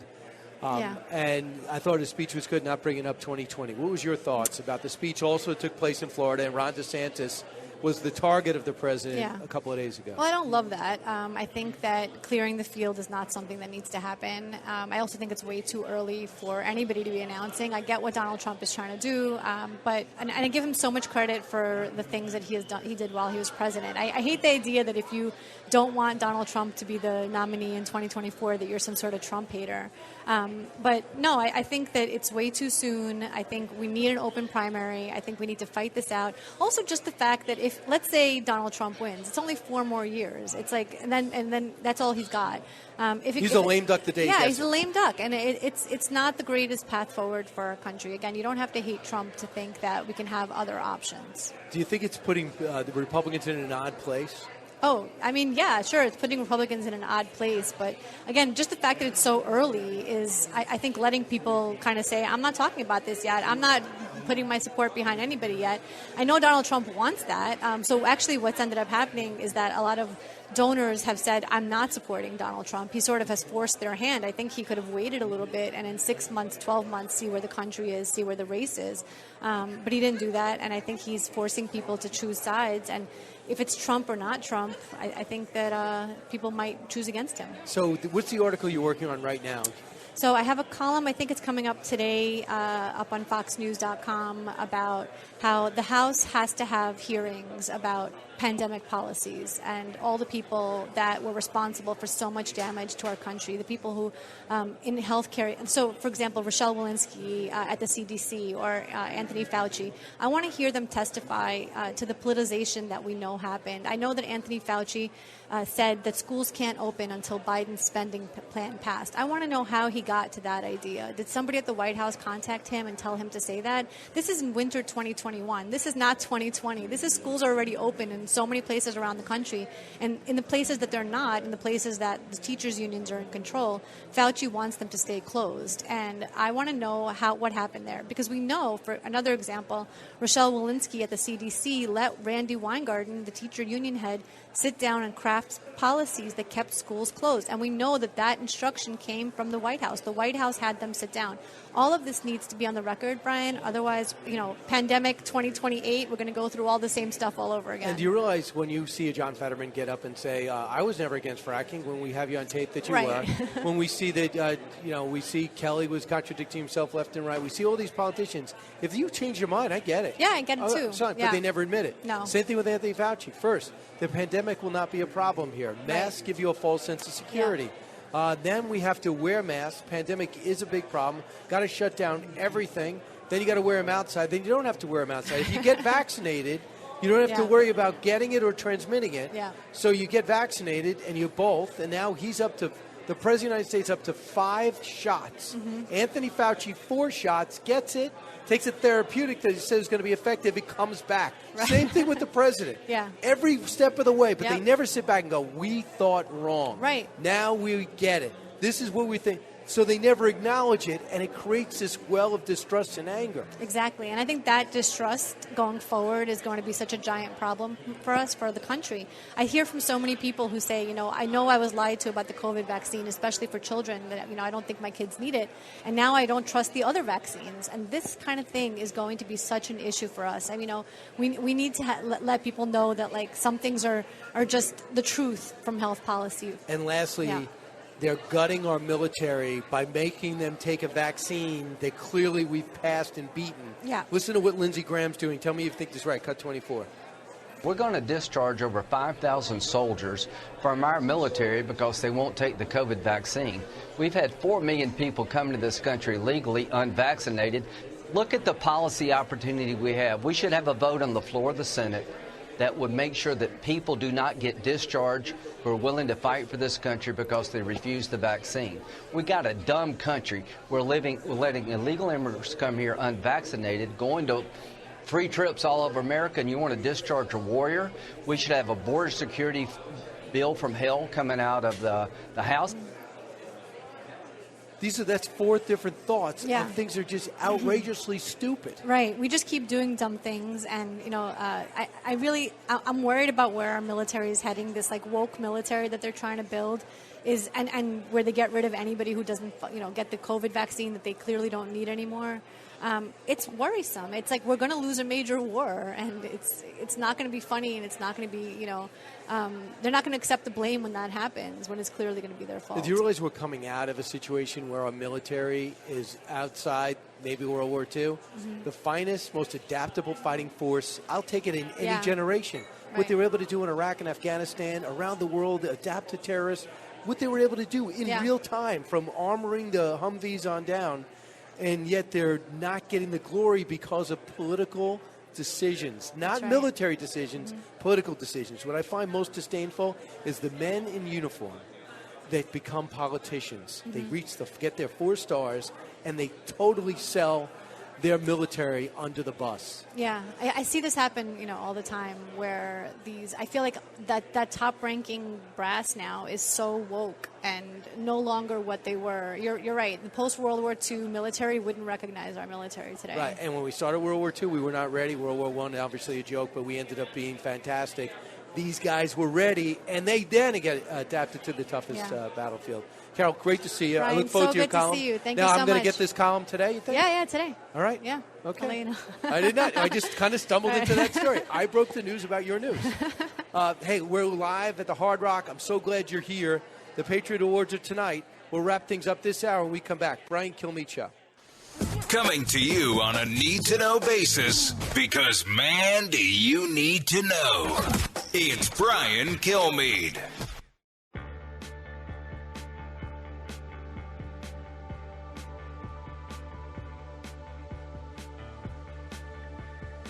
Breaking news, unique opinions. Hear it all on the Brian Kilmeade Show. Hey, thanks so much for listening. As you know, it's been kind of exciting here. The Patriot Awards coming up in a few hours. We'll be doing giving away one of the awards, one of the 6, but the big story is the recipient. So please take it in tonight on Fox Nation. It might be replayed, it'll be posted, but there's something about seeing it live with Pete Hegseth as a host, and all your other favorite personalities are here, from Sean Hannity over to Tucker Carlson. Just a quick note, I'll be signing here today. If you're not in the Hollywood, Florida area, I get it, but hopefully I'll meet you in Myrtle Beach. WRNN is hosting us, 99.5 is hosting us in Myrtle Beach. That'll be Saturday from 3 to 5 at the Barnes & Noble. Hope to see you there. Then, on December 2nd, a bunch of surprising Fox personalities are going to be coming down and see me at the New Jersey Performing Arts Center, December 2nd. So right after Thanksgiving, get your tickets. They're running out quick.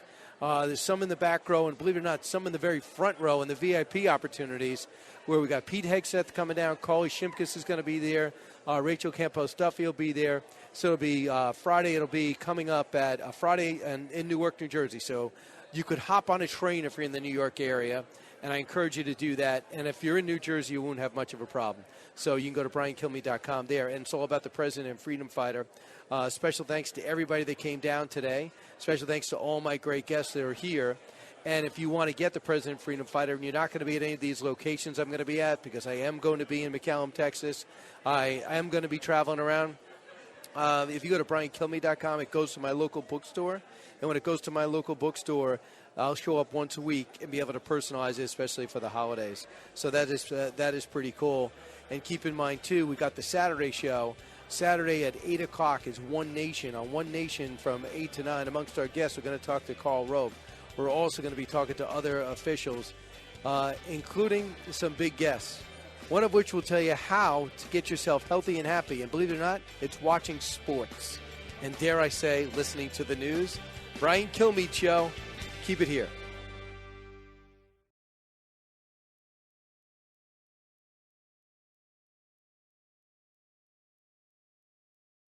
Put the power of over 100 meteorologists and the worldwide resources of Fox in your hands with the Fox Weather Podcast. Precise, personal, powerful. Subscribe and listen now at foxnewspodcasts.com or wherever you get your podcasts.